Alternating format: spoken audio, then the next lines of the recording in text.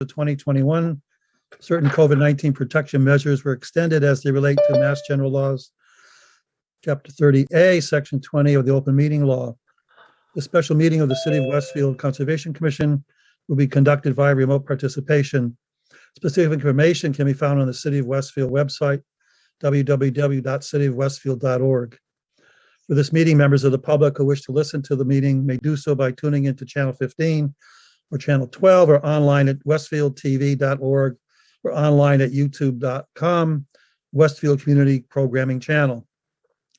No in-person attendance of members of the public will be permitted, but every effort will be made to ensure that the public can adequately access the proceedings in real time via technological means. In the event that we are unable to do so, despite best efforts, we will post on the city's website an audio recording, transcript, or other comprehensive record of proceedings as soon as possible after the meeting. Okay, so roll call. Jim? Here. Lauren? Here. Okay. Carl? I'm here. Tom? I'm also here. Robert? I'm here. And Alex? And I'm here. All right, thank you. Item 2, anyone in the public like to address the commission on the items on the agenda this evening? All right, seeing none. Again, we're here to interview 2 candidates for the position of Conservation Coordinator, and I'll turn the meeting over to Robert Bishop, the Personnel Director, to conduct the meeting and ask the questions. Good evening, everyone. I'd first like to start by giving a huge thank you to Mr. Jim Murphy and Mr. David Doe, and especially David Doe for his patience and assistance through this entire process, and for both of them helping through the preliminary interviews to find the new conservation coordinator for the city. Tonight, we have 2 candidates that were sent forward from the pre-screening committee, Ms. Anna Misek and Mr. Shad Bramer. We're going to start the interviews tonight with Ms. Anna Misek. I'm going to ask the questions as we move forward. As the candidates answer the questions, if you have any other further questions, if you would like to dig deeper in any way, shape, or form, please feel free to ask. Please feel free to dig. We want to make sure that you get the candidate that you want in this position. After both interviews are conducted, you have a chance to deliberate.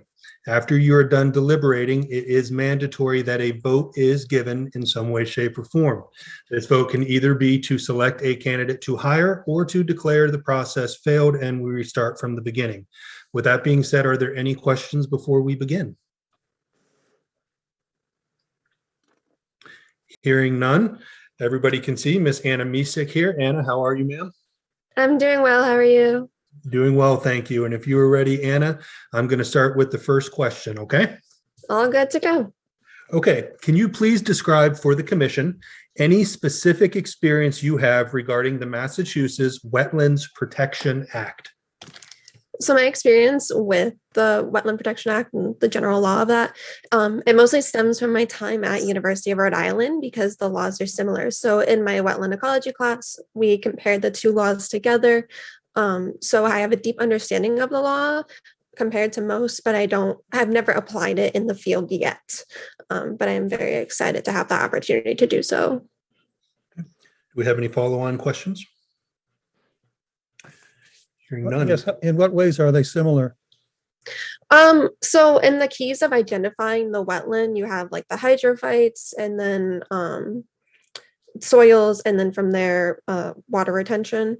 So with those, Rhode Island has the key to put hydrophytes above all else, and reading through mass laws, one of the key identifiers of the different types of wetlands is going to be what types of plant species live there. For instance, if you're in a bog, it's typically sphagnum moss that's going to be there first, and that's going to be that layer on top, things like that. Yeah, thank you. Okay, question number 2. Can you please provide any information on specialized training, conferences, or certifications you've obtained to enhance your professional skills that are applicable to this position? As of right now, I've attended several conferences at the University of Connecticut. They're I went through NRCA, which is a side institution that I attended at the university, and I've constantly gone to it every single year, where we attend just general meetings about different projects that people have conducted. For example, removing invasive species from wetlands or things like that. As far as certifications go, I know there was one that was wanted in this job application, and I would absolutely be willing to go for it because I don't have that yet, but it is definitely intriguing to me. Do we have any follow-on questions from the commission? I do. So do the questions go through you, Robert, or through the chair?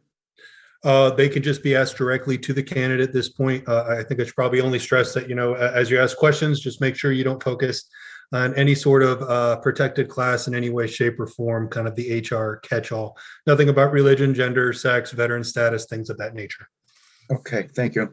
All right, so specific though to you've attended how many conferences and what were they? Were they one-day things? What can you go deeper, please? So I've gone to 3 of them. One time I was a participant in it. So I presented a project that I did with U.S. Fish and Wildlife, where I set up trail cameras and I studied what species went through their shrubland that they had just mowed, and then it had 2 or 3 years had passed and it was restoring. So I presented that and what I found and what lives there.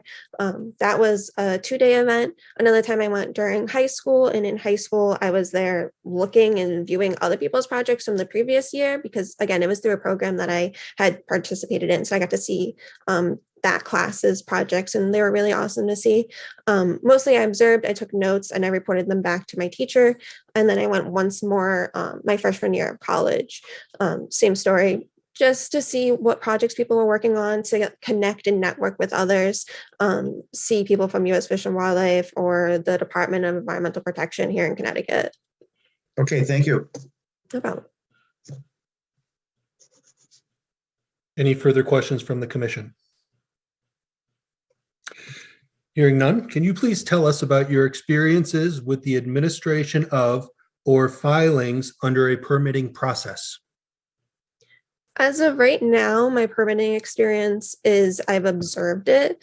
So I have attended meetings at my own city hall in which I see how people have submitted permits. For example, the Zoning and Regulation Board. That's one that I recently attended because my next door neighbor, he decided that he wanted to have a commercial vehicle, which is illegal in residential areas. And so he appealed. And then from there, we attended the public hearing in which we got to see how those interacted between executive orders and the public being able to speak up and defend their cases. And aside from him, I saw others speak up as well for their own cases.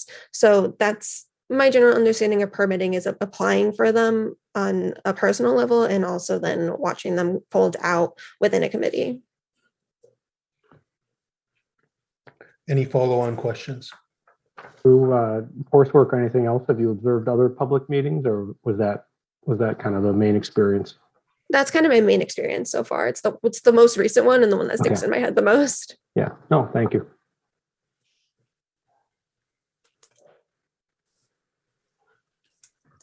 Okay, question 4. Can you please walk us through 1 to 2 complex projects that you've been involved with?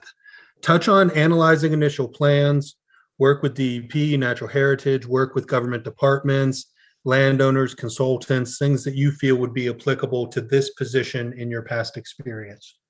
For sure. So my senior year of college, I actually did 2 different research projects. I graduated a semester early, so my senior year would have been spring 2019 and then December 2019.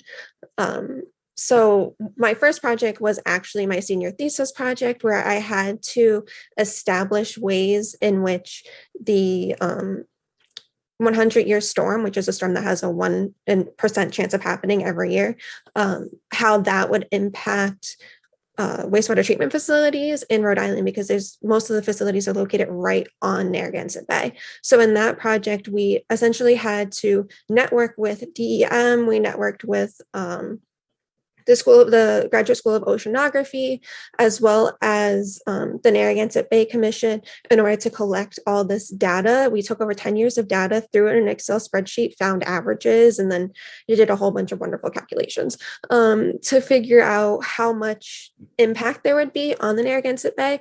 And from there, how we could go forward in planning a policy in order to implement a tax to the state of Connecticut, or I live in Connecticut, but the state of Rhode Island. And that tax essentially would go towards reestablishing and restoring Narragansett Bay to its form, to help with the clamming industry, the mussel industry, shellfish industry, as well as recreational activity, because most of Rhode Island's income comes from recreation, and it comes from visitors to Newport.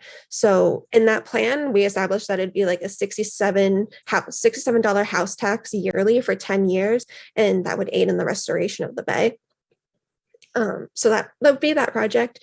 And then the other one I did was a project on mangroves in coastal Tanzania. So my professor, Emi Uchida, she actually had all this research, and this was her project that she gave to the class, to come up with different ways of balancing mangrove growth, as well as the fact that mangroves is one of the primary source of resources for people who live in coastal Tanzania, for building homes, for making fires, for selling, making artistic things like that. So with this project, we were actually able to see all of her data, all the survey work that she did. We got to see her surveying process, how she interacted with everyone. And then it was given to us between the data, the ArcGIS maps. We got to see where everything was. And my job on that team of people, we developed a way to add to polyculture.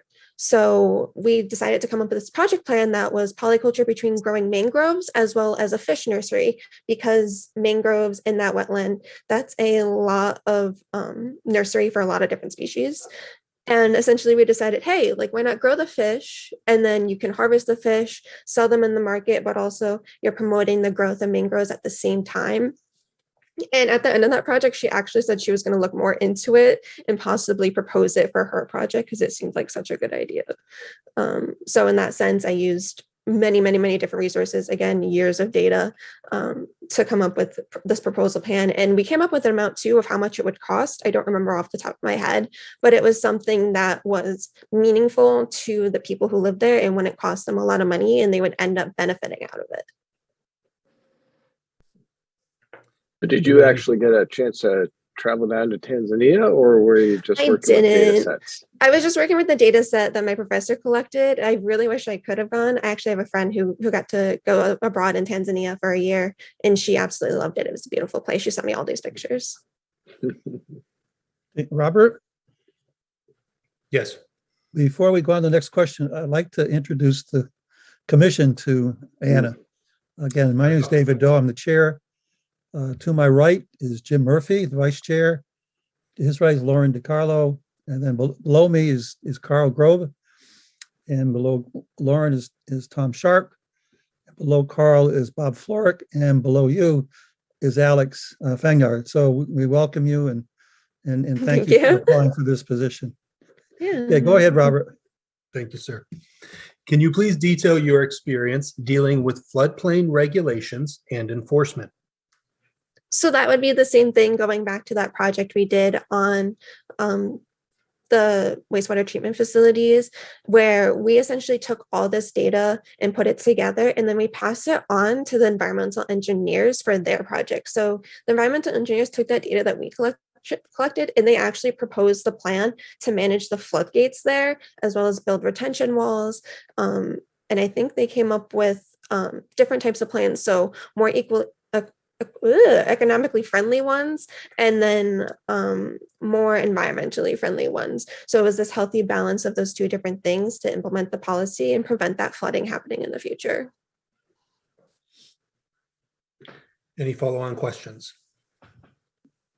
Did you deal with any, or did your project or the follow-on project deal with like compensatory storage at all, like creating fills in that floodplain and alterations?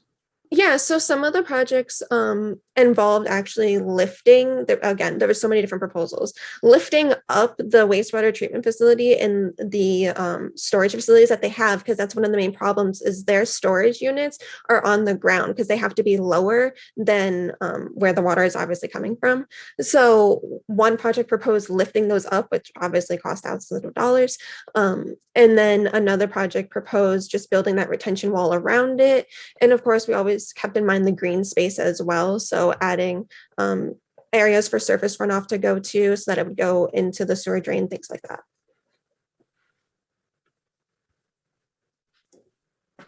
Any follow-on questions? Okay. What tasks would you complete in order to prepare for a scheduled conservation committee meeting and or site visits? Yeah. So obviously researching and organizing the agenda for the Conservation Commission is really important. Looking through that law and making sure all of y'all are informed on what's appearing that day at that Conservation Commission hearing, as well as organizing with the applicant, I was trying to think of the word, as well as organizing with the applicant on-site visit. So really having that dialogue with them to determine the best action to go from there. So say we're at the hearing and it goes, well, let's table this for next month and we'd like to schedule a on-site visit. I would then follow up with that applicant for that permit and try to coordinate a date between myself and then 2 to 3 other conservation commissioners so that we could all go out and visit that site together and really evaluate and get a look at it. Second part to this question, what process do you follow and what info do you provide in a summary form in writing to the members of the commission so the proper laws and regulations are complied with? So as in like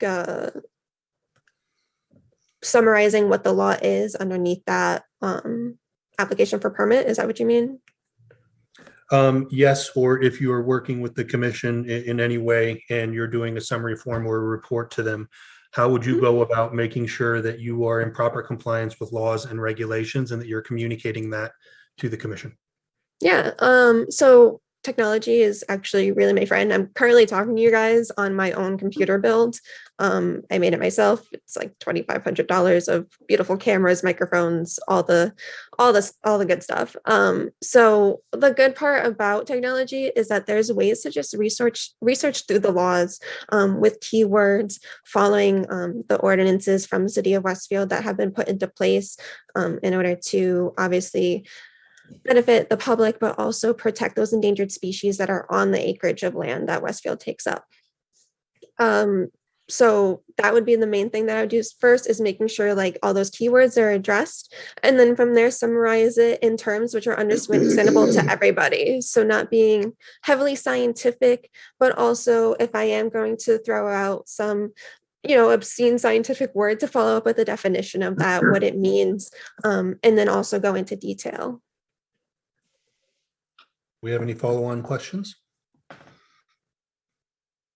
Okay. Please review your experience of dealing with legal challenges against a conservation commission or similar body that you have worked for. So for a similar body, I used to work for Save the Bay in Narragansett Bay, Providence, Rhode Island. And in that, we often did petitions to prevent stuff from happening. So one of the main things was in Burrowville, they wanted to put, trying to think of the word, not an oil plant, but some other form of energy plant. And there was quite a large protest of that because it was located right on a river that would eventually drain out to Narragansett Bay. And it ended up being a 2-year process of saying, no, we don't want this oil line here. And one of the major parts was the amount of oil tank trucks water tank trucks that would have to go to and from, because there was no large source of resource to keep that facility cool. There was no large source of water. So essentially they'd be having trucks running back and forth to a nearby lake or ocean or anything to get water, gallons of water every single day. which obviously impact carbon emissions, would tear down roadways. And I believe it was also located on the banks of a wetland. So it infracted on that 100-foot or 50-foot rule. So not necessarily protest, but kind of like, we'd go, we represent, we'd say, hey, this is why you can't do this, XYZ. It has all these reasons. It's a bad idea. As a bit of a follow-up, have you ever had experience where you were part of a commission or another body where they were hit with legal activities, sued or otherwise challenged legally? Not challenged legally. I did work for my university paper, and a lot of times, if someone posts something that was fairly controversial, there would be someone who wrote a letter to the editor or the editor-in-chief kind of protesting what they said or trying to correct them or things like that. Angry phone calls are always a wonderful thing. I experienced lots of those when I worked as the manager at GameStop. It was my job to say to the customer, hey, I understand your frustrations, but here's what we can do to work out this problem.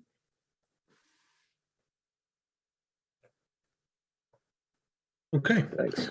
What is your approach to having both detention and retention basins blend and fit into a natural environment versus just a depression in the ground? So obviously with the retention basins, that's going to be something that has water all year long versus the detention basins. Those are seasonal. So if you want to implement them into an environment, you have to consider the slope of the environment and where the surface is running off to.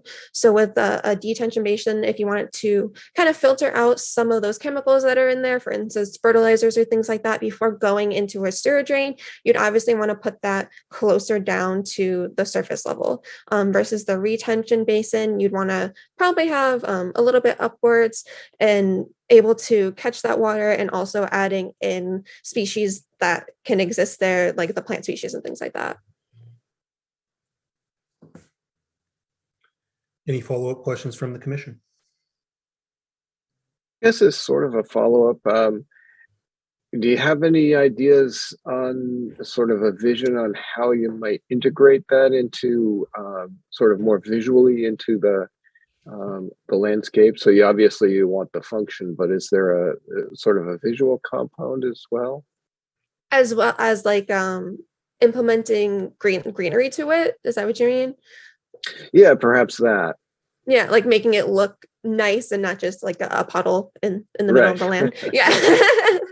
Absolutely. Like I said, you'd want to add those plant species that could survive in those upland and lowland detention areas and retention areas. So species that can take the water all year long, and species that, they only need that water seasonally. Mhm. Okay. Good, thanks. Can you please describe your experience with reading, writing, and or interpreting plans and related technical materials?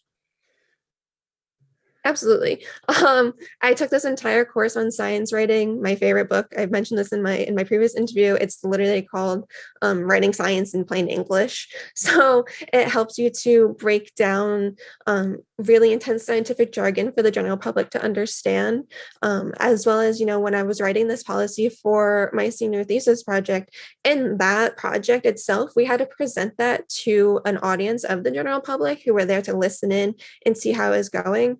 And there was a lot of different terms like wastewater treatment facility. What does that even do? Nobody knows that when you flush the toilet, that's where it goes. So that's stuff that we had to break down for people. It's very easy for me at this point to break down that scientific jargon and also write it down. I once wrote an entire article about the impact of styrofoam cups from Dunkin' Donuts and how Dunkin' Donuts was supposed to shift from styrofoam cups to paper cups. They were supposed to do it in 2019 and it didn't happen until now. But they had this entire published like 20-page research article about how, every impact that styrofoam has and how it can't be recycled. But when you're looking at the plastic, some plastics still can't be recycled, or like if the paper cup has the waxy inline, it's got to go to a special facility. And so when I had to write my own article on that, I really had to break down all the jargon in there. And it was actually published in my student body's newspaper, The Good 5 Cent Cigar. And a lot of people loved it. I had great feedback. Okay. Thank you. Are you familiar with technical software applications such as GIS, ARC software, etc.? Absolutely. Like I said, technology is my friend. I use it every day. I help my parents with technology every day. Sometimes my niece is a little bit smarter than me. Kids grew up with that. But as far as ArcGIS goes, I have used it, like I said, to study Tanzania and look at all the mapping areas. I've used it to research different areas of land across the country. I've used it on my project that I did when I was part of the Natural Resource Conservation Academy, and as well as plotting GPS points and making that map all on my own. One of my closest friends actually does make ArcGIS maps for a city up in upstate New York, and she shows me everything that she does because it's so interesting, and she actually has her certification in ArcGIS. It's something that I looked into doing when I was in college, is getting that certification, but unfortunately, since I did leave a semester early, I didn't have the time to fit it in. Thank you. Any follow-on questions? Okay, next. What time management tools do you use and or have experience with? Number one, planner. And number two, sticky notes. I'm very much a sticky note person. I take every single appointment that I have, I put it in a sticky note and I put it on my monitor. I'm looking at about 6 of them right now because I spend most of my days at a computer. So sitting here, I can see everything that I'm doing, and a lot of stuff is color coordinated too. So doctor's appointments are on one thing, this meeting was on another, this was on a blue sticky note. So aside from that, using a planner and writing everything down inside of that has helped me to stay organized when a project was due, when I had to give a certain lecture, when I had to teach at a certain school. It helps me to retain where I'm supposed to go that day and also prepare myself for those activities. Any follow-on questions? Okay, this next one has a few different parts to it, so I'll break it up so we can get the best answers. What are your strengths? So one of my strengths is definitely being able to work independently. Working alone and being able to stay organized within my own thought is incredibly helpful, but also being able to explain that to whoever I'm working with in a group. So if I'm doing a group project, I'll tend to work on something myself and then bring it to the group to present to them. And then we move forward from there because I tend to take on that leadership role and help everybody else to learn and understand. So the project on wastewater treatment facility, I'm the one who did all the coding on the Excel spreadsheet and got that number of $67, and then I gave it to my group. But what my group did was they found all the 10 years of data for it and averaged it out so that I could then put it all into this complex formula that nobody else could understand except for me. So in those scenarios, definitely strengths working independently. Time management is something that I've gotten really good at over the years, especially being a manager at GameStop. I had to meet certain goals by certain times. I had to do certain tasks by certain times, a cleaning task every Sunday and Thursday by 1 p.m. when we only opened at 11. Different things like that. Definitely strengths, staying organized, and basically structure. What type of work do you most like to do, and what sort of work do you least like to perform? I really enjoy, it goes hand in hand. So I really enjoy data analysis. I love looking at the numbers and seeing how things have changed because the numbers mean so much. If you're looking at things like climate change and seeing how, 2021 was, I believe, the coolest year on record, and it's because so many things were in production due to COVID. And that's the first time that's happened in, I think, since 2008 was like the last lowest temperature. So numbers represent a lot, and being able to break down those numbers for people. At the same time, I also hate numbers because it's a lot. When you're putting data into an Excel spreadsheet and, you could be one number off and it can all go wrong. I did that once for a project. I was looking at the cost of installing a wind farm on a location, I think in Texas, and I had one extra zero. And because I had that one extra zero, my number came out completely wrong. And truthfully, I should have failed the project, but my professor caught it. He passed me because he was like, you were just off by 1 0. So love data, also hate it because if you do it wrong, it all gets messed up. Okay. And last part of this question, what areas do you feel you need to improve upon? So playing off my strength of working independently, that's something I've worked really hard to do, because one of my weaknesses, and it still comes forward a little bit, is always asking if something's correct. Not asking for help, but saying, hey, did I do this right? Hey, do you do this right? It's the people pleaser in me. I want to make sure that everything is set and ready to go for someone else to succeed, or for someone to be able to find something easier. This goes back all the way to like my freshman year in college. When I started at Save the Bay, I literally organized the children's bookshelf and I asked if it was correct. And it's a children's bookshelf. Nobody cares. And they were just like reassuring and reaffirming me. So that affirmation is something that I have definitely worked to get rid of. But every once in a while, it's so nice to hear that you did something correctly. But that would definitely be something that is one of my weaknesses for sure. Any I have a follow-on follow-up, questions? Robert. Yes, sir. Do you have any experience supervising other people? Yeah, so I was a manager at GameStop, which doesn't seem like it's a big deal, but I started as just a general key holder, and then I moved my way up to assistant manager within a month. So after a month of that, I ended up basically my manager would talk to me, and then I would talk to the staff, kind of the chain of command thing. And then after about 3 months of being assistant manager, within 6 months, I became the manager of the store. I was the manager for a year. And with that, I became in charge of all of my staff. I became in charge of hiring my staff, making sure goals were met, making sure that everybody knew their role and their position. So a GA who was still learning, that's the lowest level, a guest advisor, would be able to learn off of our senior guest advisor, and making sure the senior guest advisor was helping to teach our lower levels and implement them into the plan of every single day. Thank you.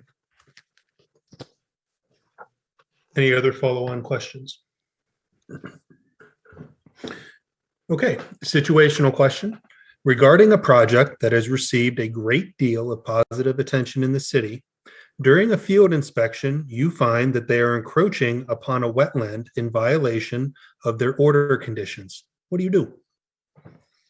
So in that scenario, you want to analyze it and decide what the least impact that it would have on it. So if it's encroaching on that wetland, maybe have the proposer of the project set aside a certain amount of area of wetland or area to compensate for that loss of wetland.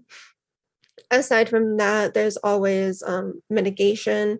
There's always adding on to it, restoring it, or maybe going around it. Any follow-on questions from the commission? I guess how there's a sort of a real life case kind of type of thing. How would you deal with someone who is less willing to cooperate with you? So has sort of less respect for the value of the wetland or for the laws. Mm-hmm. Yeah. So like I said, I worked customer service for 2 years. So the first thing I always say to people when they were upset at me, for instance, with putting a mask on, a lot of people didn't want to do that to come into the store. I would say, hey, I understand your frustration. That's the first thing I always go with, to let them know that I'm listening and I hear them. The second thing I would go with, if they are like, I don't see the purpose, like who cares if I'm building on a bank of a wetland, I would probably explain to them the importance that wetlands serve. So like the biodiversity of the wetland, that it controls water quality and kind of filters out different chemicals, or it would prevent even their facility from flooding. Things like that would maybe help that person to reason and understand a little bit better why it's so crucial that that area remains and doesn't get touched and we don't have that loss of habitat. Thanks.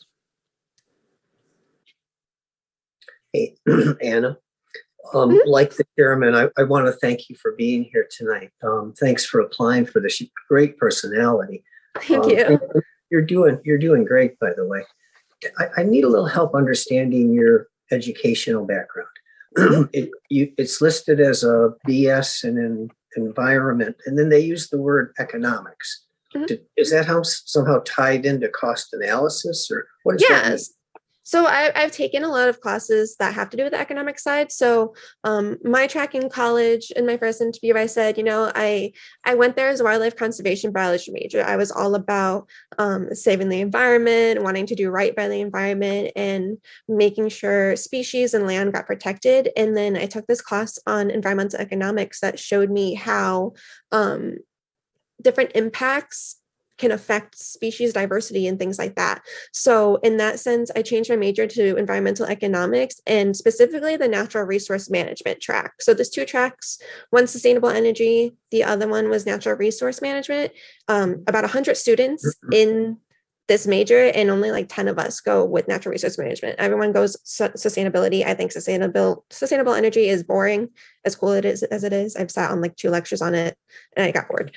But resource management really allows to look at, the costs and benefits of that land. So if someone says like, hey, I want to build this wetland within this bank, or I want to build this structure and it's within this bank area, you have to look at the costs to the area, the costs of the applicant, as well as the benefits that it would show. So for instance, if they want to put in something that would benefit the public, like, and it ended up being, more crucial that the public has this over having that wetland, there's compromise in there. So the commission, you guys could say like, hey, yeah, you can do this, but you have to set aside this much land for it. You have to add on to the wetland this way, or if it goes wrong, we can revoke the permit at any time. So in the sense of economics, I have done cost benefit analysis. I've also done, like I said, my research projects all had to do with money, but in the end, it all came down to protecting our natural resources. I think I was probably 40 years old before I discovered where the town hall was located in my community. Do you know much about town government? Have you ever been to a planning board meeting or a zoning board meeting? Yeah. Like I said earlier, I just recently went to a zoning board meeting where, it was with the commercial vehicle. There was also a project that was proposed by actually New Britain Transportation, which was our bus service here. And they wanted to build a larger garage for the buses to fit in. And they had to provide examples of how, like, hey, we're going to build this retention area here, and there's going to be no snow melt that's going to go, down the slope and into the retention area with all the ice, because we move our snow to different locations.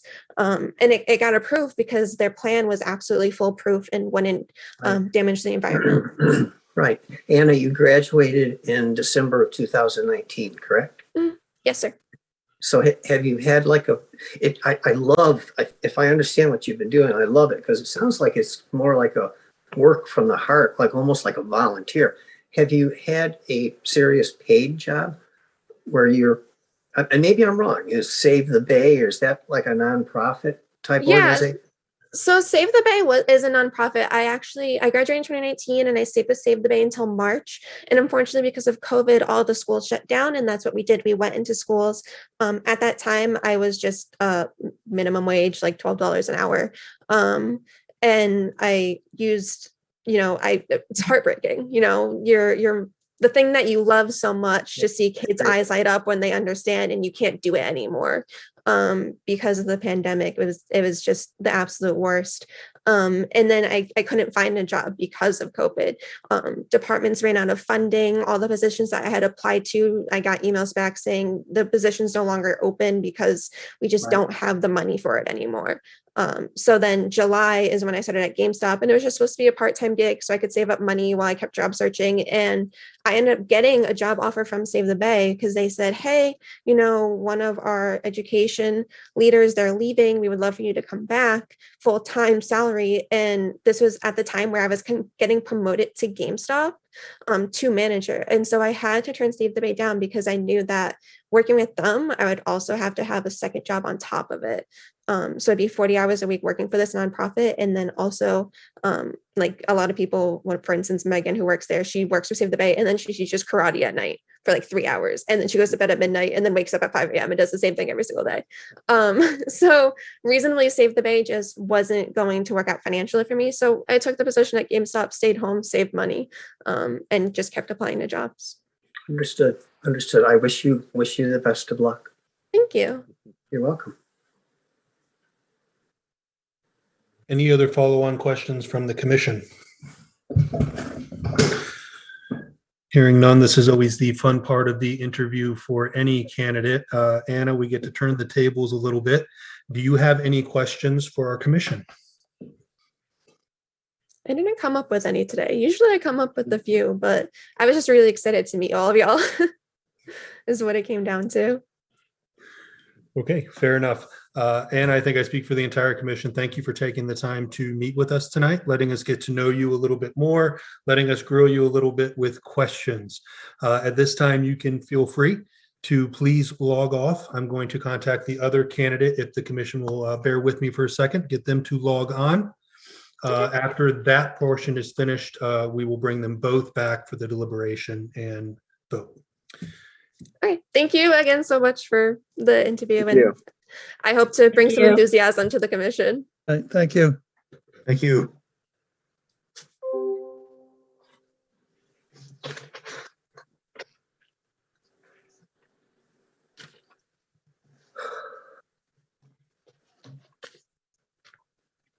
Okay, I just notified Mr. Raymer to please log on.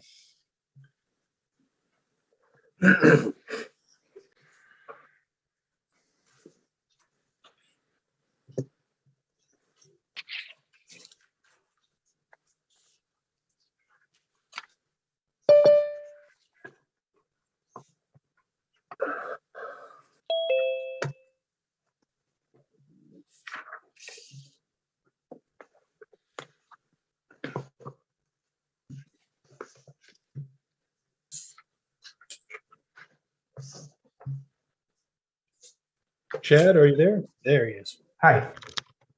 Hey, Chad, good to see you again. Sorry, my camera is not working. Thank you for joining us this evening. We're going to start first with some introductions from the commission so they can say hi so you can get to know everybody. All right, we can do it individually this time.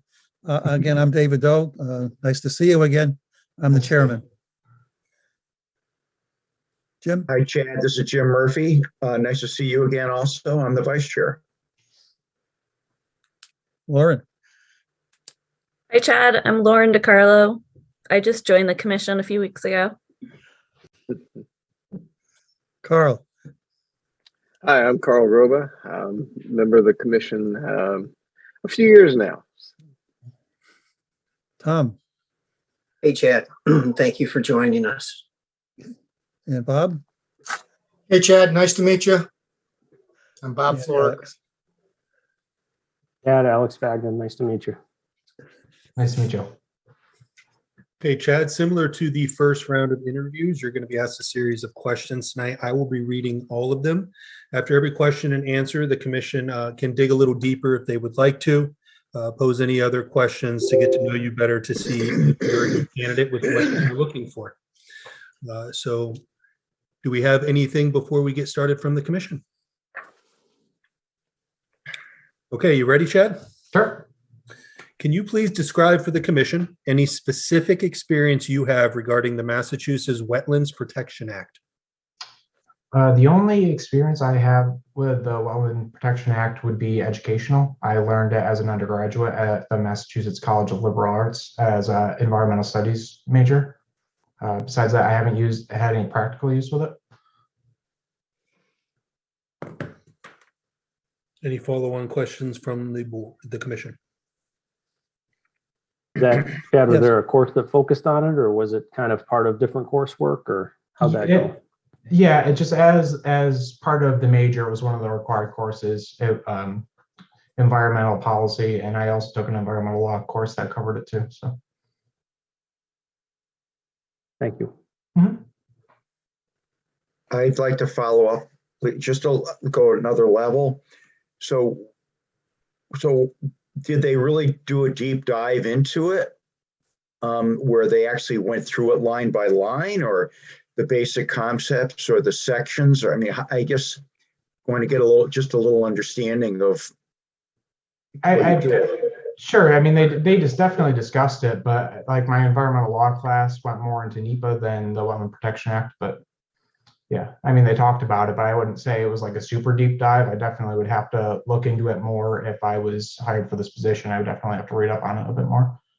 Okay. All right. Thank you. I guess another follow-up from me. Did those classes cover other Massachusetts permitting programs or regulations? None of them were very specific about it. It was more of the federal guidelines than the Massachusetts guidelines. Okay, and that's fair. It's not we touch on those, but we don't administer those. So I was just curious. Okay. Can you please provide any information on specialized training, conferences, or certifications that you've obtained to enhance your professional skills that are applicable to this position? Part of this position is knowing ArcGIS. I did it 4 years as a professional. I'm currently getting my master's degree in soil and water science from the University of Florida. I'm taking classes to do wetland sciences specifically, and part of my thesis kind of like that too. But any follow-on questions from the commission? Yeah, Chad, talk to me about the University of Florida. You don't mention that on your resume, really? or do you? Yeah, it's on there. Yeah, He does, yeah. It's on there. Yeah, so I started the graduate program in September 2020. I'm on course to graduate early in the summertime this year. I've gone down there a couple times now. The Austin Carey State Forest, I took a hydric soils class down there. So we did a bunch of identification and stuff like that. Beyond that, we do lectures online, especially with COVID. I'd be happy to answer any other specific questions if you guys have them. All right, cool. Thank you. Yeah. Did you actually do the hydric soils in the field yourself, or was just all in lecture? Yeah, no, so the part of going down there is I did the actual identification of the hydric soils. Did your training down there involve anything with wetland plants? No, it was very, very specific to the soils themselves, not the plants that were surrounding it or on top of it. And one last question: have you done anything with any of the soils up in Massachusetts? I haven't, not specific to Massachusetts, no.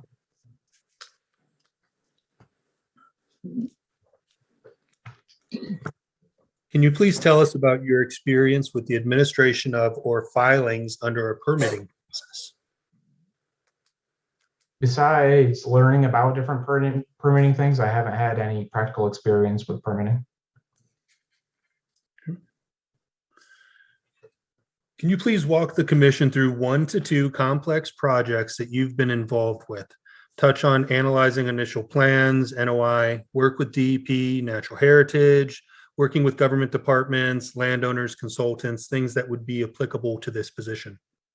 So I did a project with DCR about the place I worked at before, the state of Massachusetts, doing ArcGIS. And one of the projects we worked on was group sites at Clarksburg State Park. And part of that was getting the permitting to go towards right next to the pond where it is, and a variety of other things. And the other major project I did where we did planning and stuff was down in the United States Virgin Islands, where my partner and I did a project on coral reef research. Any follow-on questions from the commission? Yes, It kind of, the sound broke up a little bit, Chad. What was the research? Coral reefs. We looked at coral reefs. Coral reef. Okay. All right. Okay. Thank you. Yep. Yeah. Didn't you mention when we did the screening, GIS work in various towns? Yeah, all of Berkshire County, I did GIS work. Can you explain to the commission exactly what you did? Yeah, so my job was part of Mass 911. And part of that program was try to get more accurate data for housing so that if 911 was called, ambulances and police officers could get directly to the building in need. And so part of that was data collection, where I actually went around to different towns into random areas, especially in like the Monroe area and stuff up there where it's kind of remote. And I did address research there, and then the last couple of years it was more management and stuff. And with that, it was just to make sure everything was more accurate. And I thought interesting the reason for this. Can you explain that? Yeah, so the program started in the early 2000s. As the cell phone boom kind of happened, people stopped using landlines. And so if you have a landline, they'll know exactly where you are. But because cell phone use is now pretty much the only thing people really use, they needed to be able to triangulate where you were. And so part of that project was finding these addresses in the middle of nowhere where people are using cell phones so we can actually get 911 there. Okay, thank you. Can you please detail your experience dealing with floodplain regulations and enforcement? Again, I don't have any specific practical use with any of that, but I have educational knowledge and background with that. Can you detail that for the commission, please? Yeah, so you talked about floodplains, correct? Yes. Yes. So just as part of my environmental studies and a little bit with my soil and water science degree, we talked about floodplains. And of course, some of the floodplains turn into wetlands and stuff like that. So I had a little knowledge of that. Could I ask a question, please? Sure. Was there any exposure through those classes on compensatory storage and other concepts like that? I'm not sure. Okay, thank you. Did you do any plant work within those courses? I mean, I took a botany class as an undergraduate, but again, none of it was specific to Massachusetts plants. Thanks. Yep. What tasks would you complete in order to prepare for a scheduled conservation committee meeting and/or site visits? Well, based on some of the questions you've asked, I definitely get more knowledge in identifying wetland plants. I've done a lot with the soils, but yeah, like I've already said a couple times now, I haven't had much experience with wetland plants, so I would definitely learn a bit more about wetland plants. And then on top of that, probably just make sure I have all my files in order and make sure I have a lot of the background knowledge that's necessary for whatever we need to do.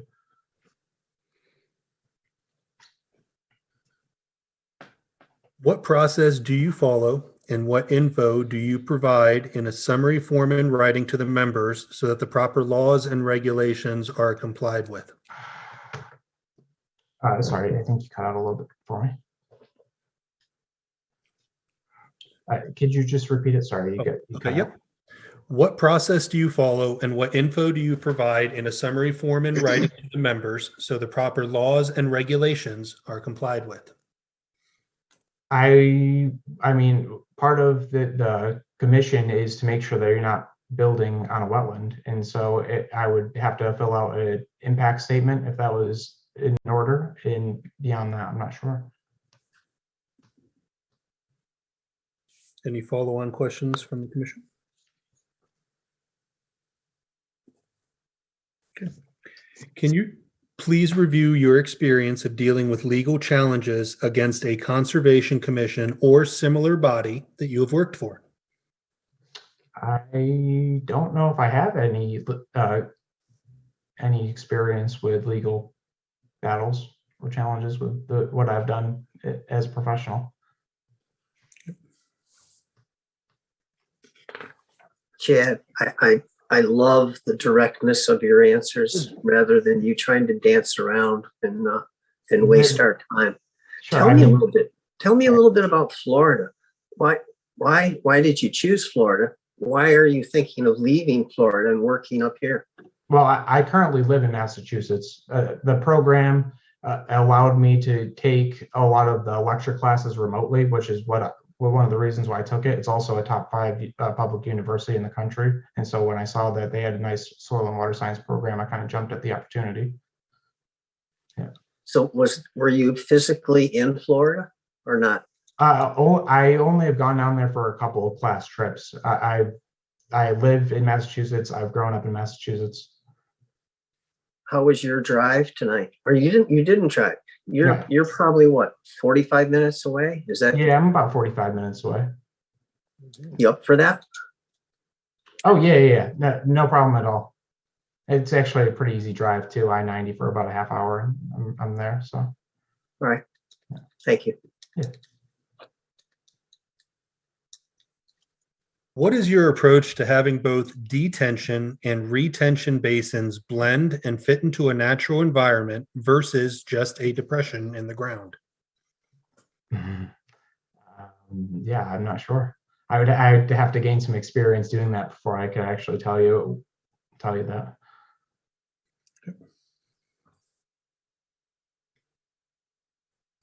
Please describe your experience with reading, writing, and/or interpreting plans and related technical materials. So doing ArcGIS before this, a lot of it was reading different parcel data and stuff like that, especially from the assessor's office. And so I have a lot of experience using assessor data, parcel data, and stuff like that. Which kind of flows into the second part of this question. Kind of goes without saying, but are you familiar with technical software applications such as GIS, Arc Software Suite? Can you go into that in detail for us, please? Yeah, sure. So I used ArcGIS Pro for about 4 years. I think I have a decent grasp at it. I don't know if I'm like a super expert. I'm sure there's plenty of geoprocessing tools I've never used before, maybe I will never use, but if there are ones that I don't know, I definitely have the foundation to build on. So. Any follow-up questions from the commission? Okay. What time management tools do you use and/or have experience with? Most of the time management is either using a reminders tool on my phone or writing things down. I found that when I stopped writing things down as an undergraduate, I started missing things that I shouldn't. And so it's very basic, but I pretty much just write things down to make sure I don't miss them.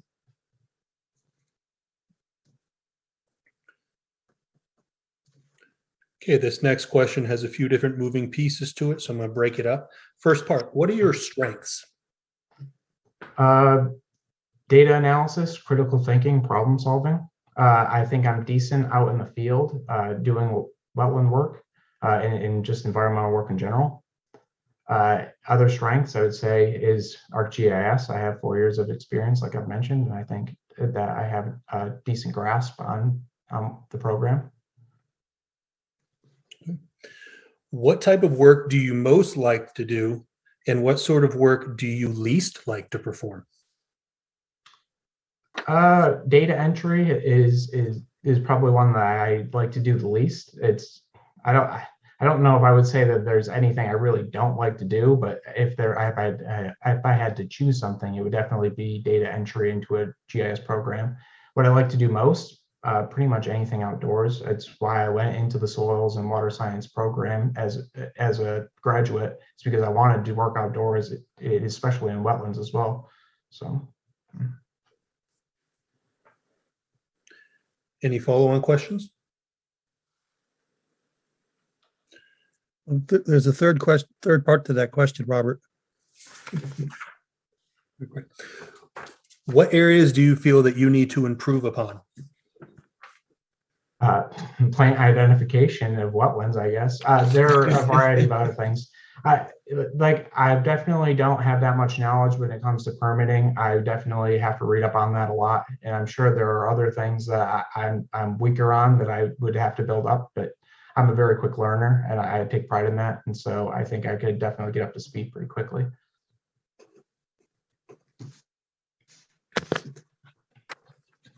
Okay. Regarding a project that has received a great deal of positive attention in the city, during a field inspection, you find that they are encroaching upon a wetland in violation of their order conditions. What do you do? Part of my job is to tell if somebody's building on a wetland. I would tell whoever needed to know, and that would be that.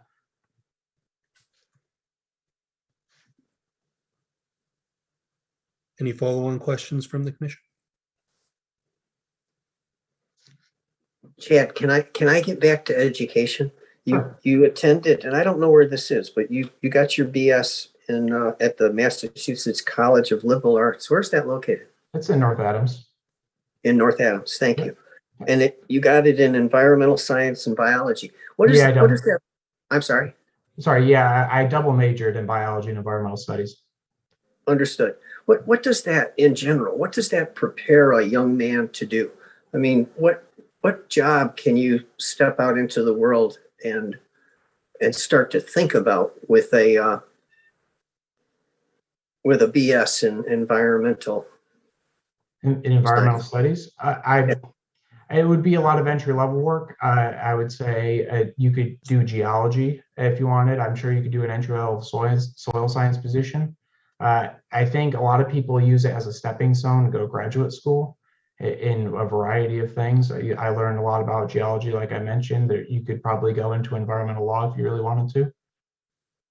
And you're a bright kid, so that's what you decided to do, right? You decided to pursue the master's. Yeah, I mean, I went into being an undergraduate knowing I was going to eventually get my master's degree. And so when I went as an undergraduate, I originally went into biology and actually added environmental studies, and then I did both and graduated with both. Yep. Chad, I think I was probably 40 years old before I discovered where the town hall was located in my community, not here in Westfield, but you on your paperwork, you say that you have considerable background working with local and state. Can you elaborate on that? Yeah, sure. So I would say the majority of it was with DCR, and a lot of that was with local police. And then, it's a state agency, so I did some other things with the state, but a lot of it was with local police and ambulance, and we did a variety of things with them. I did some extra stuff with Mass 911, but I definitely didn't interact with them as much as I did with DCR. And a lot of it was just it was conversations. You end up having to interact with, at least with DCR, interact with them a lot because you're the owner of a campsite, and so people, you have problems with people sometimes at campsites and stuff like that. Yeah. All right. Thank you again. Mm-hmm. Any other questions from the commission? I guess just a clarification, some people don't know MCLE, but it used to be called North Adams State College. So it's very similar to Westfield State. Okay. Thank you, David. Okay. Hearing no other questions, Chad, this is the part where we get to turn the tables. Do you have any questions for our Conservation Commission members? Well, I mean, one of my first questions was, is there anything I need to learn more on? But based on the questions, I guess there are things I need to learn more on. But I guess permitting specifically, is there anything that in this position I would need to know more about that I don't know about when it comes to permitting? Could you just rephrase that as a clearer question of what you're at? I'm a little. Sure. Yeah. unclear. So one of the questions was about filling out information with permitting and stuff like that. And I just wanted to know, what are these forms that you're talking about? I mean, I've looked up some things, but I don't know what the regulations are with City of Westfield and how that works. So for the City of Westfield, we employ a municipal software called Munis. Whenever an applicant comes for a development or anything like that, and they're applying for a building permit, it's put into that system and it's routed to the appropriate departments within City Hall. One of those would be conservation, one of those would be building, so on and so forth. When it comes to your desk, you would have to look at the plans and go through everything to make sure that they are in compliance with all applicable laws and regulations for this city of Westfield and for the state. So that would be the permitting process as that goes. If I might elaborate a little more, again, we enforce the Wetlands Protection Act, and applications come into us usually in one of two forms: as a request for determination of applicability to see if the act really applies to any particular project. And then there's also a more complex application called notice of intent, which are typically those that are closer to resource areas or maybe within a resource area. So it's up to the agent or the coordinator to investigate those and make sure the applications are complete, and then conduct site visits, and then make recommendations to the commission, based upon the sections in the law that apply. Hey, Anything else Chad, to add, if you like? with that said, you're going to learn a ton, and you're going to have a great deal of support. I mean, we have the city has a legal department, it has a police department, it has an engineering department. You'll have a lot of tools at your access. What makes you think you want to do something like this, as you understand it? Well, it's a job that does both GIS and wetland sciences. And so that together was exactly what I wanted to do as a profession after I graduated with my master's degree. Of course, I haven't graduated yet, but I'm going to. And so when I saw this posting, that's what excited me the most, is being able to use both my professional experience and my educational experience within one position. It may be something that Robert, that personnel has gone over with you, but when is your availability? When are you available to start a new job?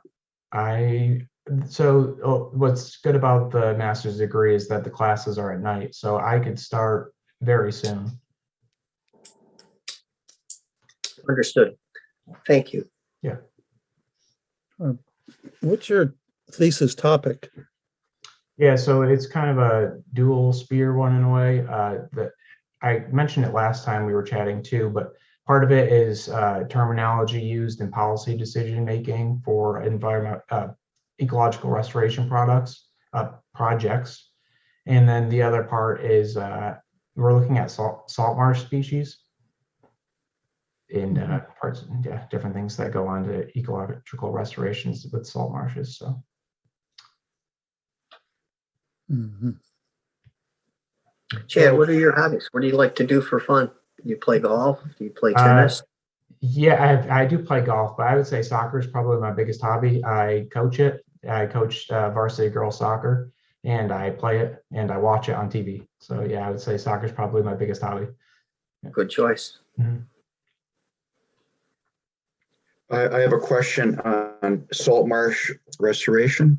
Sure. What would be let's say the 5 steps that one follows when they go through that, or how's that done? I'm asking for the Reader's Digest version. Sure. I mean, I haven't gotten into that as much yet. We've really been focusing on the terminology part. Okay. So I would be happy to let you know when we kind of work through that. But yeah. Okay. Thank you.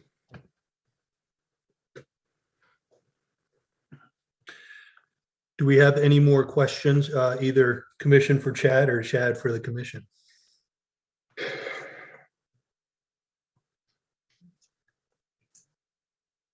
Okay, hearing none. Chad, we'd like to thank you for taking time to speak with us tonight so we get to know you a little bit more. As you know, this is a public meeting and this is a public commission. So the next step in the process is going to be for them to deliberate and vote. So at this time, I'm going to ask if you could please silence your microphone, and you are welcome to stay on. I will let the other applicant know that she is welcome to rejoin us. And at this time, I will open up the floor to deliberation for any discussion that the commission would like to have on the 2 candidates. Robert, David, can I ask a question? Right ahead.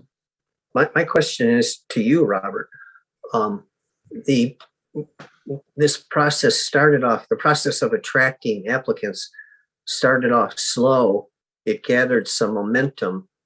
How do you picture it going forward if we decide to go forward with, repost the advertisements? In the event that is the decision of the commission, I would argue that besides the usual suspects, it picked up momentum when I received funding from the new mayor to be able to post on the pay sites such as Indeed, Glassdoor, and all those. Those are the modern sites now that everybody uses to look for jobs. I'll say throughout this process and even towards the end of it, Mr. Doe and Mr. Murphy have been an absolute resource for giving a ton of different other sites that could be options moving forward, professional organizations and clubs and just different areas, universities and places that we could contact to further canvas to look for other candidates. Got it. Thank you.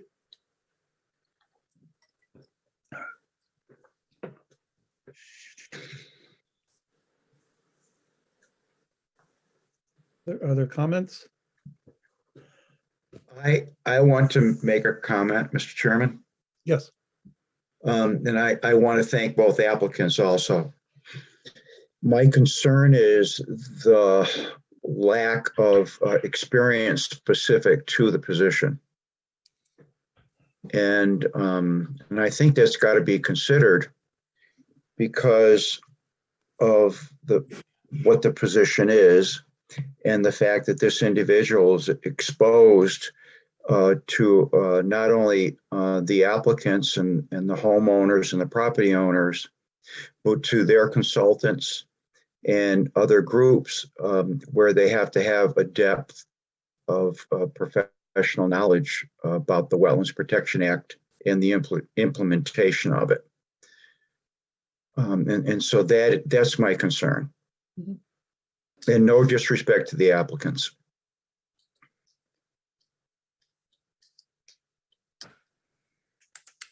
Other comments? If I may, Commission. Yes.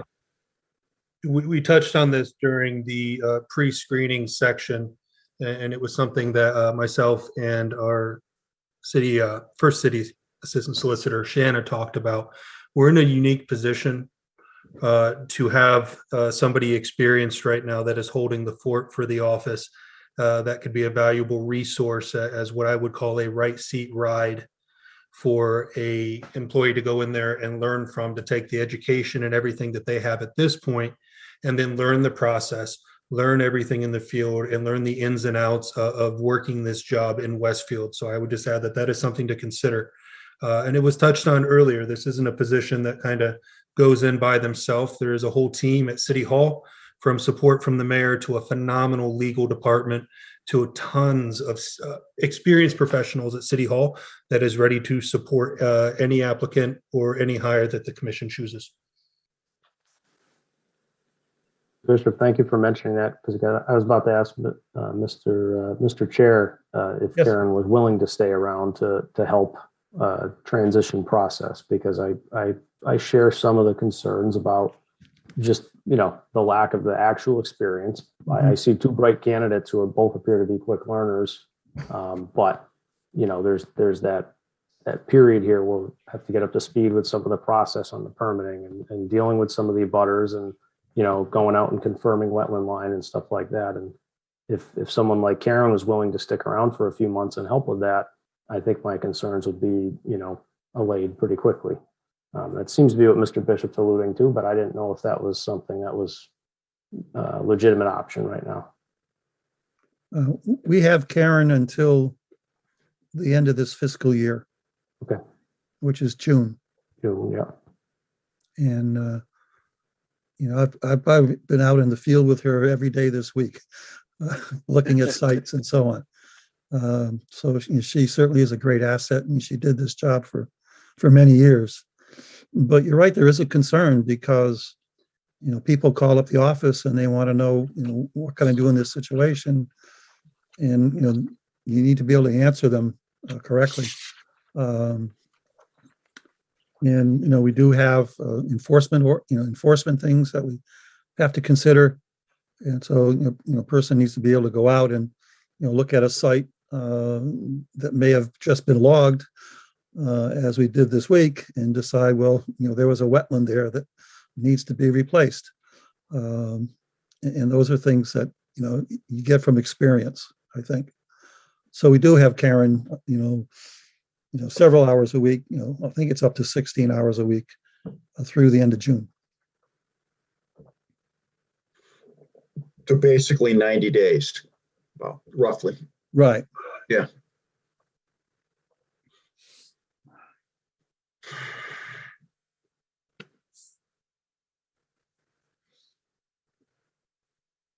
Yeah, I have somewhat the same concerns that have been voiced of a lack of sort of hands-on experience. At the same time, I also am cognizant of the fact that with the pandemic, that the opportunities for that have been somewhat limited recently, which is unfortunate. Well, we posted this position 4 months ago. So it's been a long time getting to tonight. So yeah.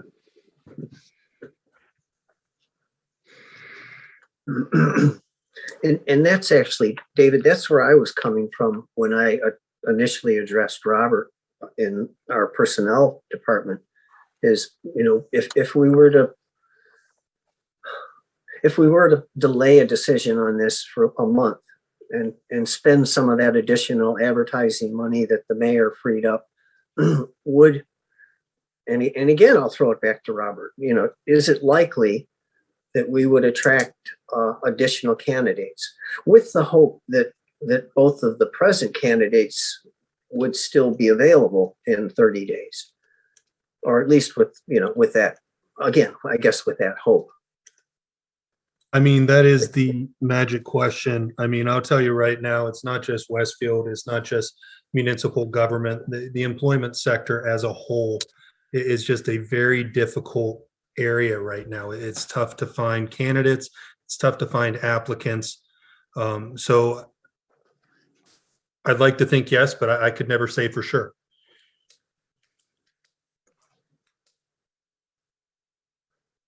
What are you thinking over there? I'm thinking I'd like to see just one more candidate. I'd love somebody to come before us, qualified, not qualified, but at least to give us another perspective of what we have for candidates. These two people were good. I mean, they were good. They're going to have to learn a lot, like all of us. It's all a learning process. Every day is different. Nothing's a cookie cutter thing, and it's all the same. Every situation is different. I don't know. That's my thought. I don't know if it's genuine or, well, it is genuine, but if it's feasible, that's all. I know we don't have a lot of time. This open for a while, and that I'm wondering if there's. I mean, I don't think there's somewhere this hidden pool of applicants who have suddenly jump up and who aren't aware of that. But so my concern is that if we wait, we're just sort of waiting. I'm not sure that we're likely to change the situation significantly. Guess I'd just put out to the commission too that perhaps we've been a bit spoiled, well, when I came on, Karen had been around forever. So, she learned her way though, I would say, but then Meredith came to us who had, 15 years of consulting experience doing Wetlands Protection Act permitting. And that's not common for this position. So yeah, while we're looking at two candidates with no experience in this type of a position, I don't think it's common to see somebody who would have had as much experience as our past coordinator either. So it shouldn't skew the perspective of the commission, I guess. And I'm just putting that out there to level set a little bit, because I do see two people who appear very capable, who have both, held down employment, shown advancement in their employment, both show passion and interest in what we're trying to do. Yes, there's going to be a learning process, both on the permitting side and maybe a little bit on the dealing with some of the issues that we deal with as the commission, but I do see capability there to grow into the role. The probably what will amount to be a couple months of support from Karen will be huge. I don't know, maybe we can talk everybody into letting her stick around a little while longer for training too. I don't know, but I do see two capable people here this evening, and it's been a long time to get to this point. I'm not particularly interested in going back out. I think we have a very good conservation commission. I think that there's a lot of knowledge, and if you were to look at other cities and other towns, they don't have a David Doe. They don't have a Jim. They don't have a Carl. They don't have an engineer. We really have a nice assortment of support for whoever can do this. I don't have an issue with making a decision tonight. I know who I would favor. And with that, I'll hush and let you guys talk.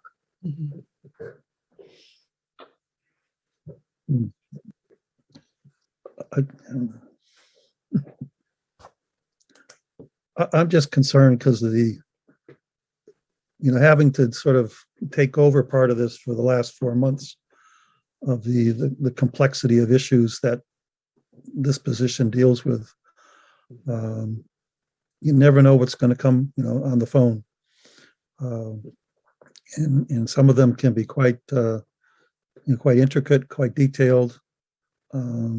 Sometimes you have, especially with enforcements, often people who, just don't want to work with you.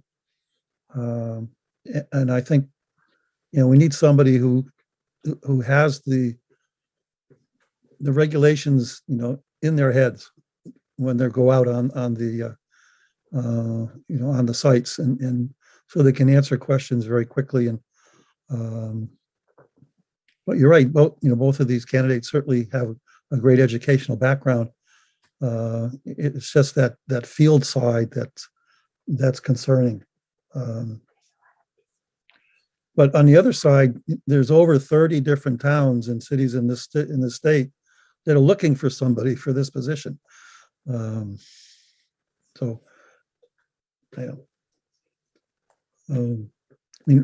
Robert, what would it entail to go out to other,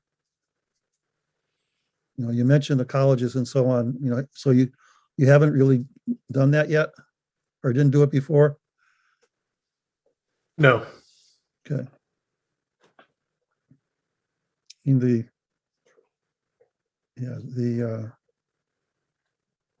haven't, I guess the job description opening is still open. We didn't close it, did we?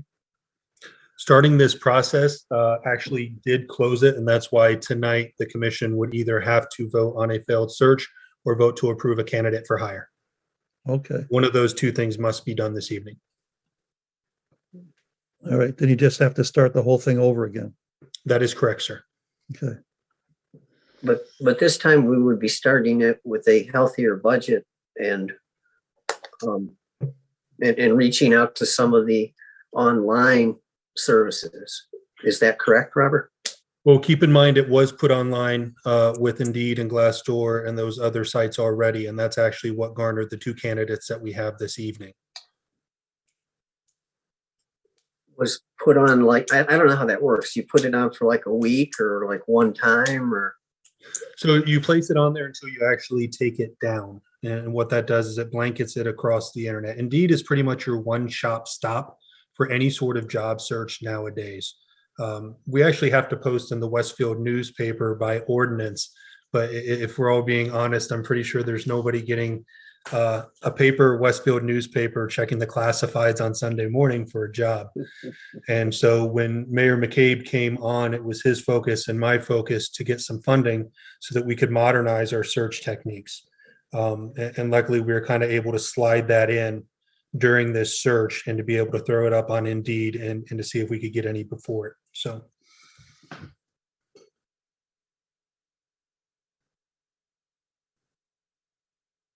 And the ad was put on the Mass Association of Conservation Commission's Correct. website very early on, last December. Yeah, and that didn't have very positive results, did No, it? it didn't. No. Yeah. Again, I'm ready to rock and roll on this tonight. If a majority of you guys are ready, I will understand if we decide to cast a wider net and see what happens in another 30 days. So I'm going to be real flexible. Tom, I have a question for David. Regarding Karen, we know we've got her till the end of this fiscal year, part-time basis. So had there been any discussion to go beyond that on a part-time basis, if we even had the funding for that, and how would that work? And I don't know if this is a question also for Robert, but to David first, please. Well, when I met with the mayor recently on next year's budget, that wasn't part of the picture because I'd hoped that we would get a successful candidate now, and Karen would be able to help us, make that transition to June. We're using funds that weren't spent for Meredith because she hasn't been here. And that's where that, Karen's money is coming from. Okay. That funding source dries up in the end of June. So, if you wanted to continue her afterwards, I would have to go back to the mayor and the auditor and see if they would find more money, for that. I think David nailed it right there. You would have to increase the part-time budget for the department. And Right. that would have to be upon approval from the auditor and the mayor. I'm not saying you can or can't. It is absolutely an option. It would just need approval, and we are currently in the budget process, and we'd have to consult the mayor. Mm-hmm. Thank you. So he makes that decision. I want to try to remember if NOI fees are eligible for administrative services. I wouldn't be at all surprised if we could dip into some of that cash reserve. I mean, if it goes that way, that would be an option that you'd want to explore, David. I don't know if they can be used for salaries. I don't have that knowledge. I know we can use them for consultants, but I'm not sure if we can use them for employees. Yeah, and that's what Karen would be. She would be an independent. She wouldn't be a salary. She'd be a consultant. We're paying the consultant out of an employee line item right now, but if we had a different arrangement. Well, she's technically a part-time employee, not a consultant. Yeah. Well, perhaps we'd have to change that. Yeah, I don't know the details of that right now. Yeah, that would have to be a conversation, I think, for another time right now.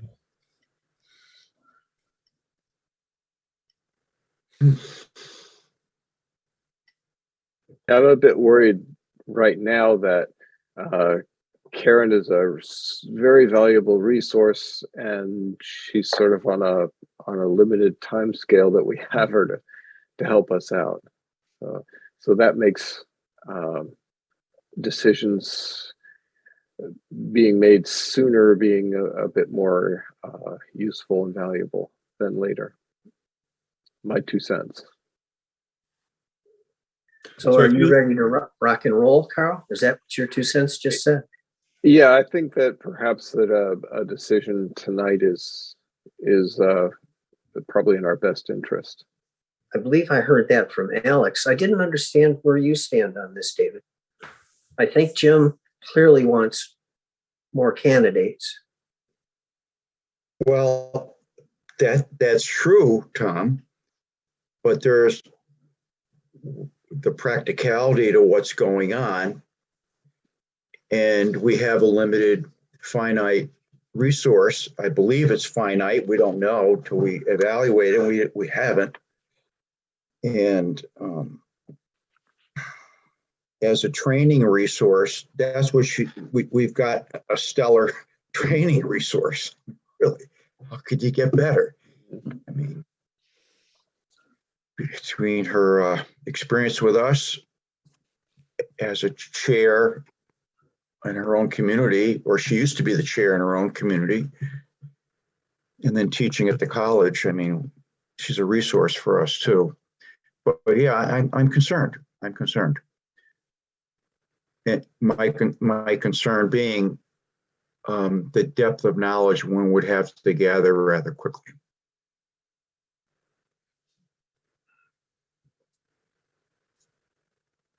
So that's my opinion right now. Yep.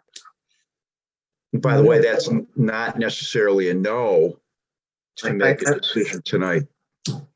I didn't hear that as a no.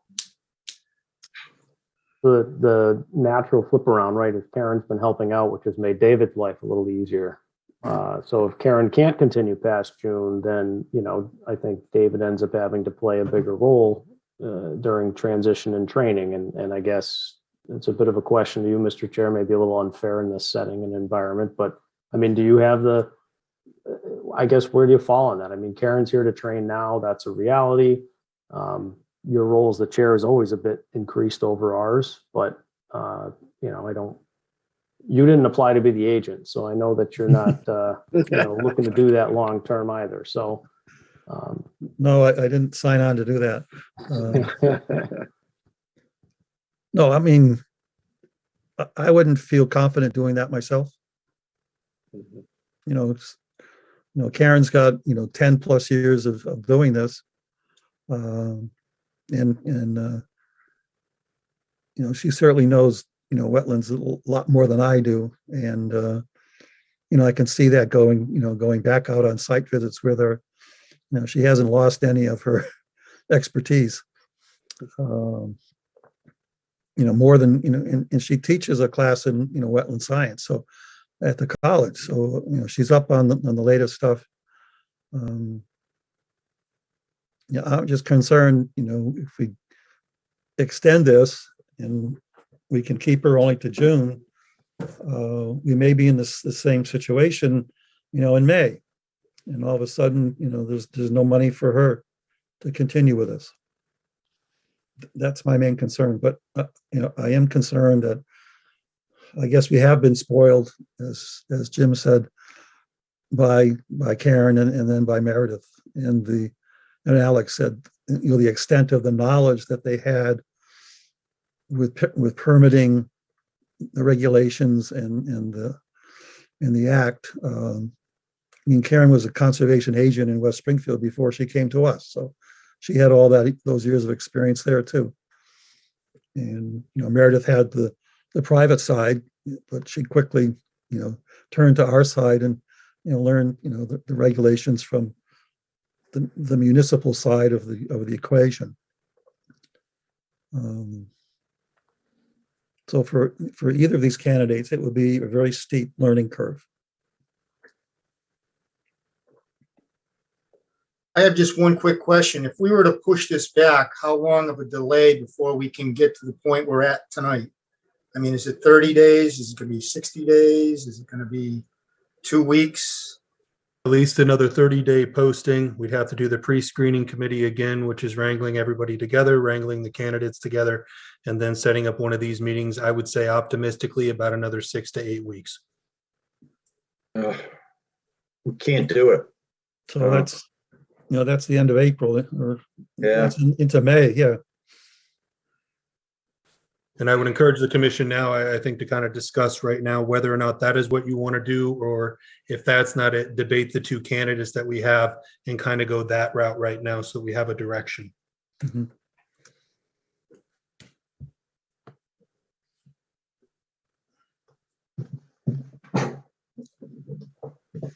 I don't think we should take the risk and repost this.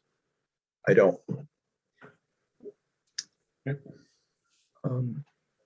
I just feel it will put too much at risk. We would not be representing the city effectively by not having somebody in this position.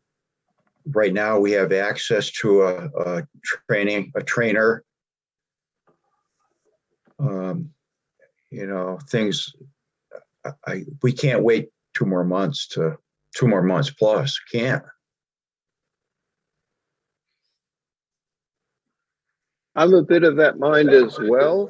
I was sort of hoping that we'd find the next Meredith in this pool, but actually, realistically, that's probably not very likely at all to happen. We've been very lucky.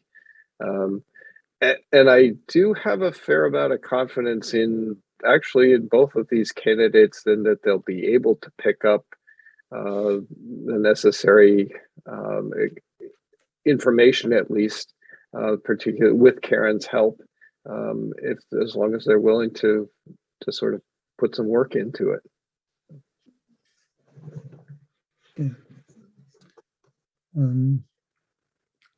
Robert, since we started this process, have there been any other applications coming in the last month and a half? There have been some, but once we start the selection process and we called and tried to get everybody in, that's where we moved forward with the screening committee and came down to the candidates that were still available at the time, that were still committed to the process. Mm-hmm. So we, if any did come in after we started this, it's not up for discussion at this time. Okay, thank you. Yep.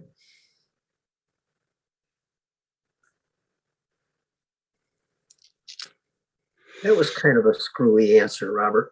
The question was, did you see any good resumes after, in the last 2 weeks? Have you seen any viable resumes? In the last few weeks, yes.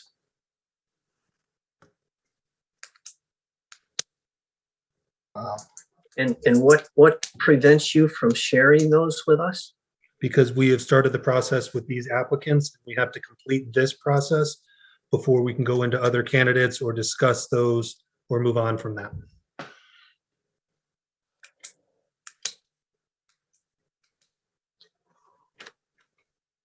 Oh.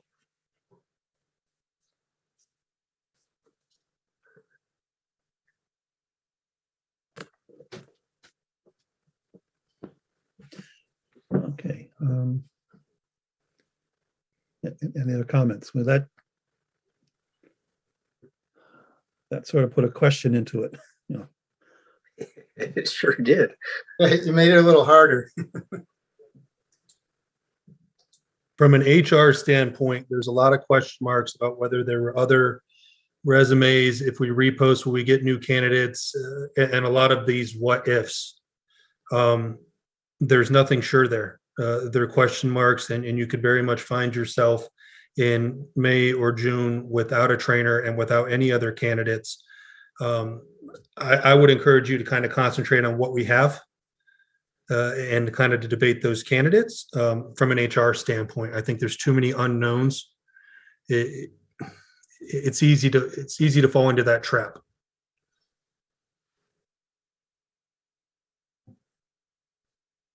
Robert, if we reconvene the screening committee and they met within the next 2 weeks, is it your feeling that we might be able to invite both of the current candidates back, but have additional a candidate or additional candidates to consider? The way the process has been spelled out and confirmed with law is that we have to finish this process tonight. And then we would have to start the process from the very beginning. If these two candidates were still available and wanted to participate in the restarting of that process, absolutely. But tonight we either have to call a failed search or confirm one of the candidates. I understand that.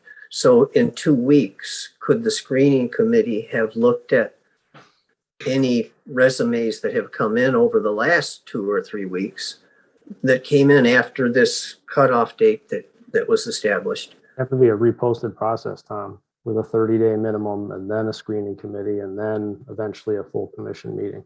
There's no You would just have to saying, start the we search close from this. scratch. Right. Everything Robert has now gets crumpled up, thrown in the trash can, reposted. Yes.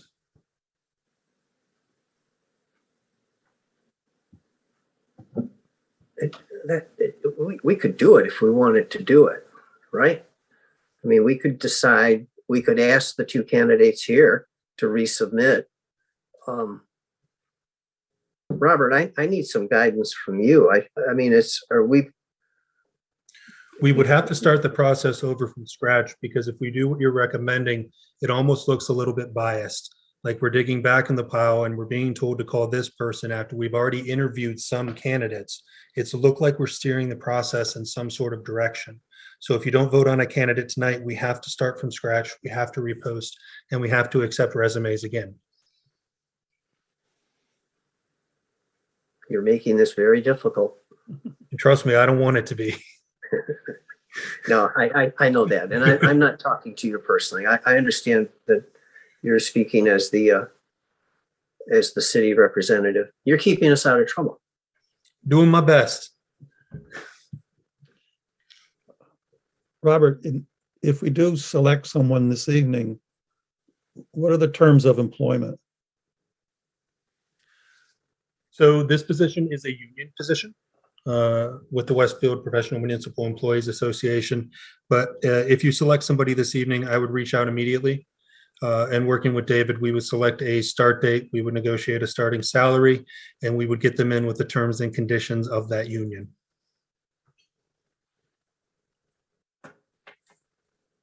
I guess taking the question one step farther, because that's all through the union, that's pretty quick, right, Robert? As long as the candidate's agreeable to everything. Absolutely. I've actually already spoken with the union president. We're all on board and ready to move as quickly as possible. Okay. Just one quick question. For instance, if one of these candidates all of a sudden decides that they don't want this position, what happens that if we pick this one person and they decide at the last minute that they don't want it, what happens then? Do you go to the other candidate or do you start this whole search again? It is declared a failed search. We start over again.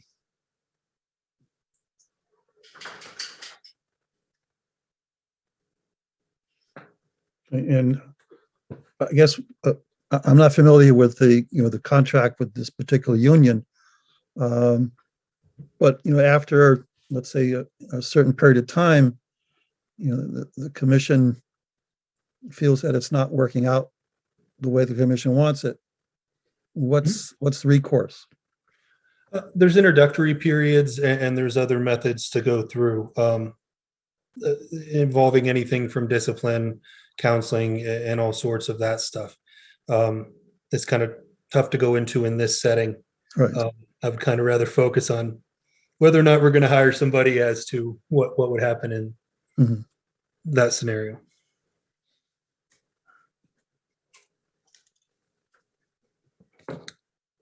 Whoever we choose is going to be supported incredibly. I mean, they'll have no problem making their first flight. They have such, with Colleen there, with Karen there, with David there, with us available as necessary, all of us available as necessary. It'll be a very soft landing. They'll have to learn a ton, but I'm kind of jealous. It's going to be so easy for them. I think any position is only as good as their supporting cast. And I think this position has a phenomenal supporting cast.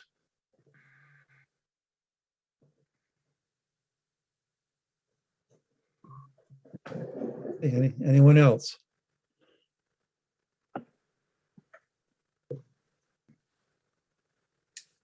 Mr. Chair, Yes. I just need a brief recess, please. I'll be back in about 1 minute. I'm going Okay. to join you. Okay.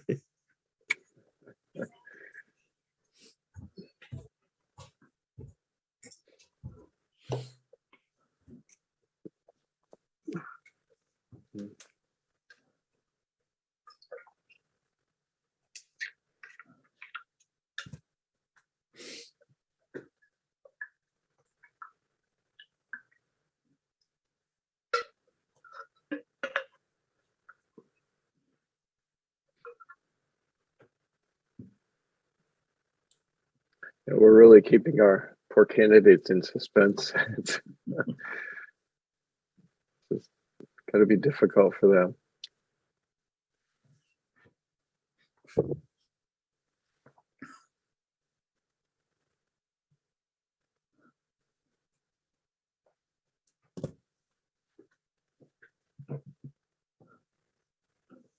This isn't a fun process.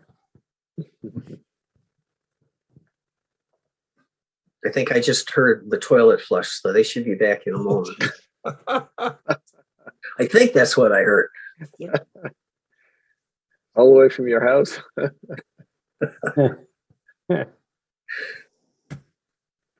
And I'm intrigued. You were saying that, Tom, that you were 40 before you found the location of the town hall. So that was 5-6 years ago. You are so kind, Carl. Thank you.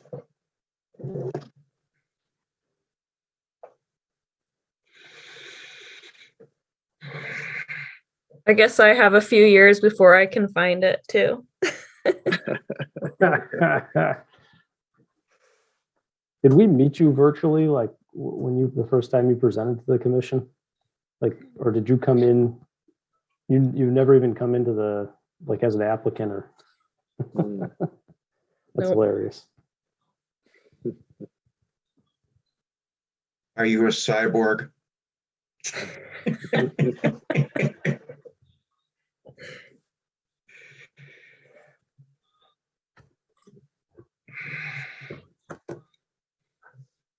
Yeah, I think we have everybody back now. I think we do. Looks like Are you there, Mr. chairman's Chair? a little distracted.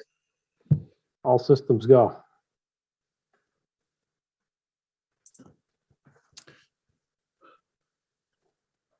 So, Mr. Chairman, how would you like to do this? David, are you there? They already stopped.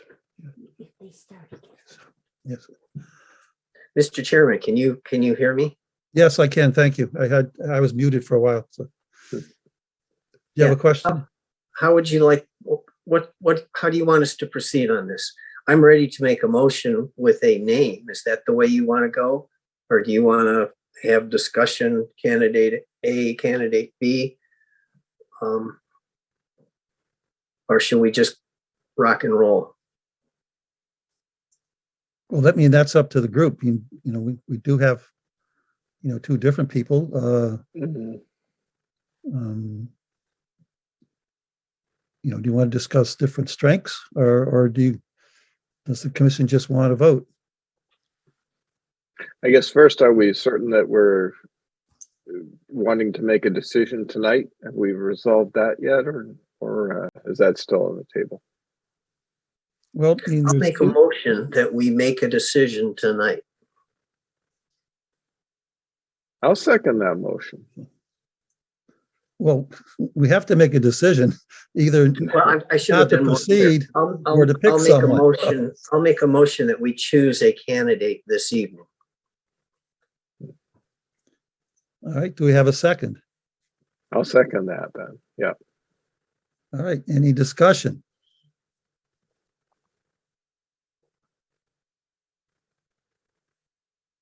All right, and all in favor then? Tom, I'll vote yes. Carl, Yes. Jim, Yes. Lauren, Yes. Bob, Yes. Alex. Yes. Okay, and I'll make it unanimous, I guess. Okay. So we've crossed the big hurdle. Okay. Okay. So next, how do you want to proceed? I'll relative make to a motion that Can we- we instruct Yeah. Human Resources to explore an employment agreement with Chad Raymer. I was going Do to you have a ask. second? I was going to ask Mr. Bishop if that was the form of the vote. If it's a nomination one way or the other, and then a commission vote. Yay, That nay. is correct at this Okay. point. You're still free to deliberate if you would like to go over the strengths, weaknesses, and everything of the two candidates, or you can make a motion to hire one candidate second and vote on that. we had a score sheet. On my score sheet, Chad rated higher, thus my motion. I don't know if it caught a second, did it? Well, Not I yet. interrupted the process. And can you explain why, Tom? I thought I could explain it very well. I thought that Anna has a wonderful personality. I think that she will make a lot of places that are looking for her kind of talent very happy. But I hate to keep her out of the save the world type jobs that I think she belongs in. Chad struck me as a stronger candidate because of his experience with the state of Massachusetts. I was also quite impressed with Chad's achievements at school in terms of his master's degree. Those were two things, those maybe three things I mentioned that helped me choose one of the candidates over the other. Okay. Any other discussions? I'll toss out that on my scorecard, I had Anna coming ahead. And I was impressed with her, what seemed like a willingness to learn, to interact with the public. She has some experience with education, which I thought was a useful thing. I mean, both of them do have a steep learning curve ahead of them. And I think both of them are quite capable of handling that. Yeah, she came out a little bit ahead on mine. So toss that out.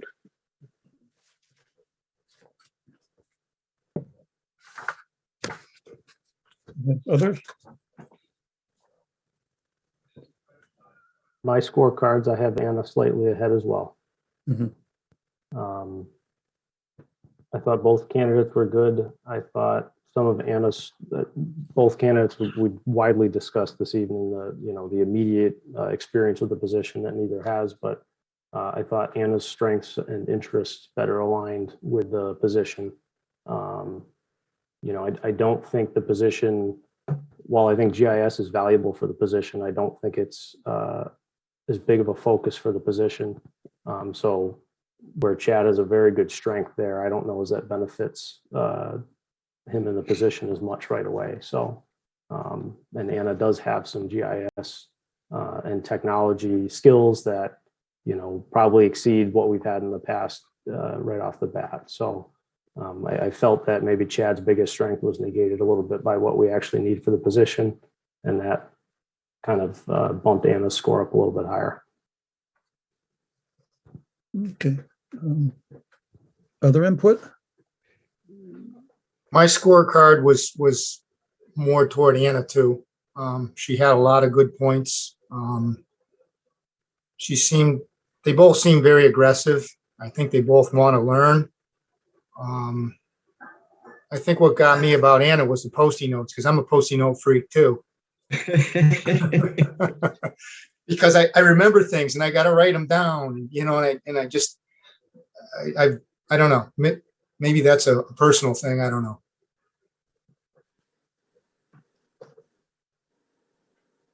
I also had Anna coming out ahead in the scorecards. And what impressed me was the problem solving from the past projects that she described. And I think that could be a real asset to this position as well, especially as,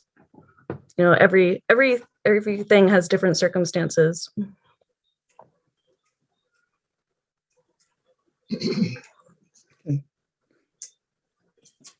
Other comments?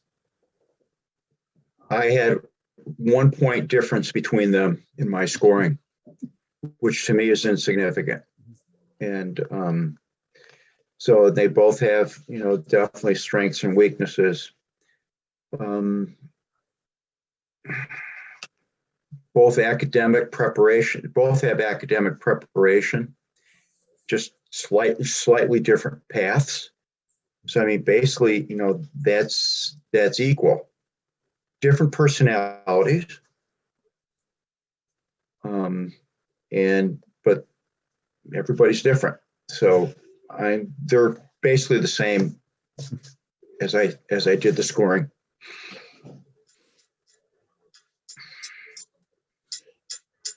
I think Anna has more experience dealing with government agencies. I mean, her work with the petitions that she did, she knows a little bit more about, zoning information, her work with the project with the Narragansett Bay, gave her some information, working with state and other local governments.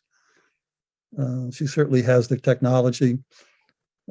She mentioned she is a techno freak, building her own computer. You're